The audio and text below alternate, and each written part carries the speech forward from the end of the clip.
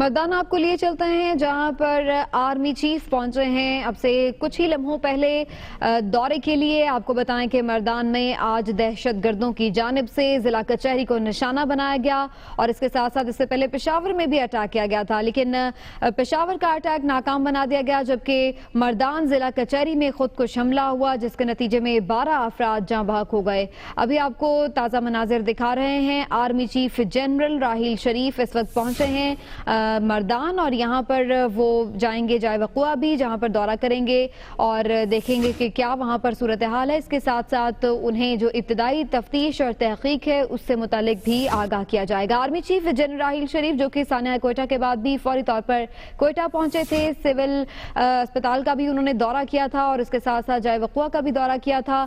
और अभी आपको ताज़ा खबर दें कि आर्मी चीफ जनरल राहील शरीफ मर्दान अब पहुँच गए हैं। मर्दान में वो मेडिकल कॉम्प्लेक्स पहुंचे हैं और उसके बाद ये भी खबरें आ रही हैं कि वो जाए वक़ुआ का भी दौरा करेंगे और सिक्योरिटी से मुतालिक उनको ब्रीफिंग भी दी जाएगी।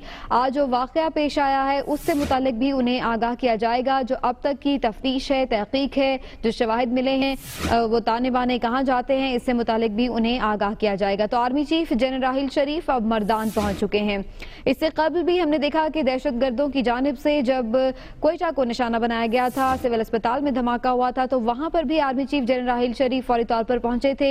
उन्होंने जख्मियों की इयादत भी की और इसके साथ साथ हौसला अफजाई भी की लोगों की। और अब मर्दान भी पहुंचे हैं आर्मी चीफ जनरल राहील शरीफ और यही बताया जा रहा है कि यहाँ पर भी वो जख्मियों की इयादत करेंगे। मर्दान मेडिकल कॉम्प्लेक्स इस वक्त वो पहुंच चुके हैं और यहाँ पर वो जख्मियों की इयादत भी करेंगे। और इसके साथ साथ ये भी बताया जा रहा है कि आर्मी चीफ के हमरा वज़ीर आला परवेज खटक और chief justice Peshawar high court भी हैं और इसके साथ साथ उन्हें जो सिक्योरिटी उमूर हैं उससे मुतालिक भी आगाह किया जाएगा। तो आर्मी चीफ जनरल राहील शरीफ जिनकी जानिब से कल वाज़ेह पैगाम दे दिया गया था दुश्मन को भी कि चाहे रॉ हो, मोदी हो या फिर कोई भी और, उसको पता होना चाहिए कि हम दहशतगर्दी के खिलाफ पुरआज़्म हैं और हमारी सरहदें महफूज हो चुकी हैं।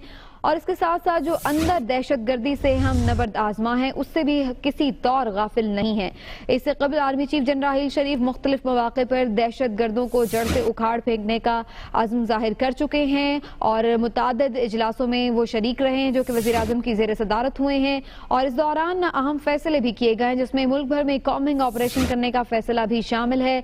और हमने देखा कि सिक्योरिटी फोर्सेज ने कई जगहों पर कामयाब कार्रवाइयाँ की, बहुत से दहशतगर्दों को न सिर्फ गिरफ्तार किया, उनका कला कमा किया, बल्कि उसके साथ साथ बड़ी तादाद में उनके ठिकाने भी तबाह किए।